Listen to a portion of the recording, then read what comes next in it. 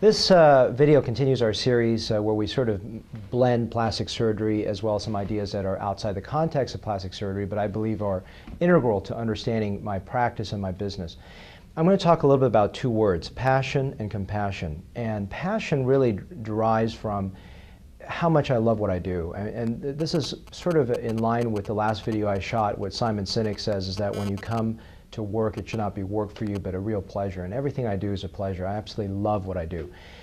Some examples to give you an idea is I had a consultation, I think I mentioned this before, where a gentleman came and he asked me why my hair restoration was better, and I went through each integral component of how I harvest the hair, how I close the donor site, how I made sites, etc. And after about 20 minutes of going through this in detail, I said it boils down to one word, which is passion, how much I love what I do.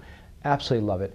And an example is cooking. Amina cooks for us, and she cooks really out of love, and I think that's a big difference. If someone cooks mechanically, the food taste is not there. And it does make a big difference, because when I'm making sites, for example, for hair restoration, I'm putting fat into the under the eyes or other places, I'm constantly thinking, as if I were that patient, how much that person would enjoy what services I provided. So it's done out of love.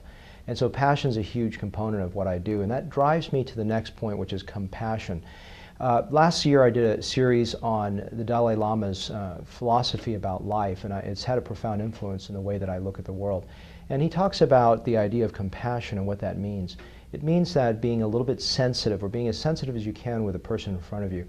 A lot of times we think compassion means pity. It means a position of ego. It means that if I have to take care of this person's problems in front of me, that I have to be weighed down by the burden of being with an individual in front of me who's suffering in life.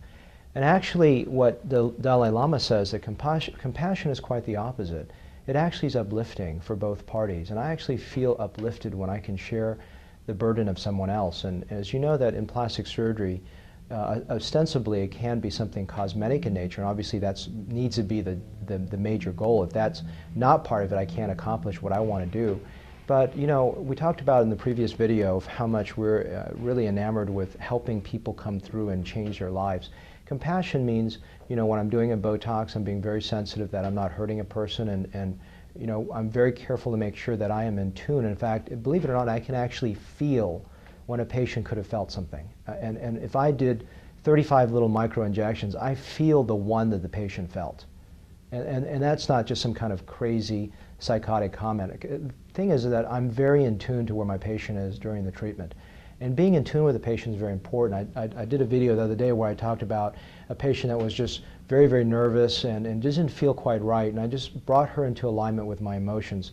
The question, that where you can be in your life and where I'm trying to be is filling my glass of water. And what that means is that if I'm unsettled, if I'm angry, if I'm in a position where I'm really not caring about anything and angry at people, I can't fill your cup. And in turn, if your cup is empty, you can't turn around and fill someone else's.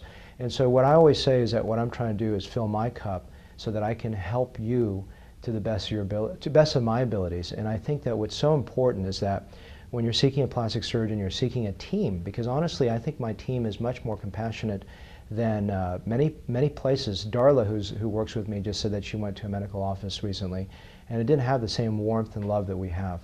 So I truly believe that it's part of this entire building, it's part of my entire staff, it's part of my mission, and I just want you to be able to feel that energy from me. And there's a good question that I want to ask you, is that when someone leaves your presence after they've met with you, do they feel more anxious, alone, or do they feel more calm and peace after they've listened to talking to you? And I hope that with each person encounter, whether it be professional or personal, that someone leaving my presence feels more calm.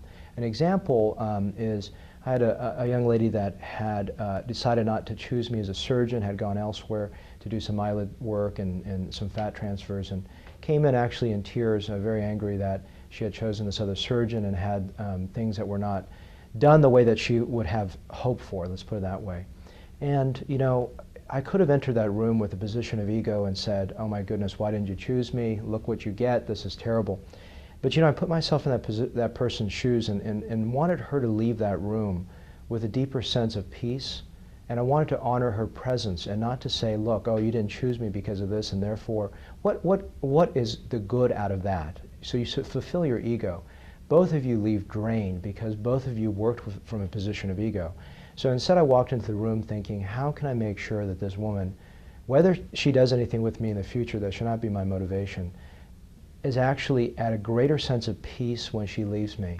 And that means I first have to put myself at ease and put myself at peace. If I'm not, if I'm agitated, it's in training someone else's energy.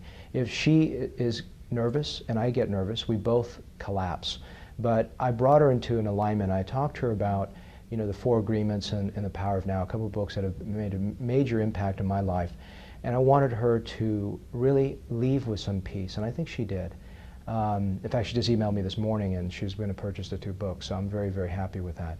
So, you know, we talk about high and low energies, and the only way that I think we can really be able to bring other people into a compassionate sphere is to be able to start with the idea that if we can present high energy, and high energy is the opposite actually of a caffeinated, anxious state. It's actually calm and peace in the tone of your voice and the actions you deliver and the way that you stand and work with other people. Because if each person's energy is calm and at peace, you'll be able to provide that to the person next to you. And I think that in our life, we always have to be able to give that. So I just wanted you to think about those 2 elements that are driving forces and why I get up in the morning every day when I come to work, which is passion and compassion. Thank you.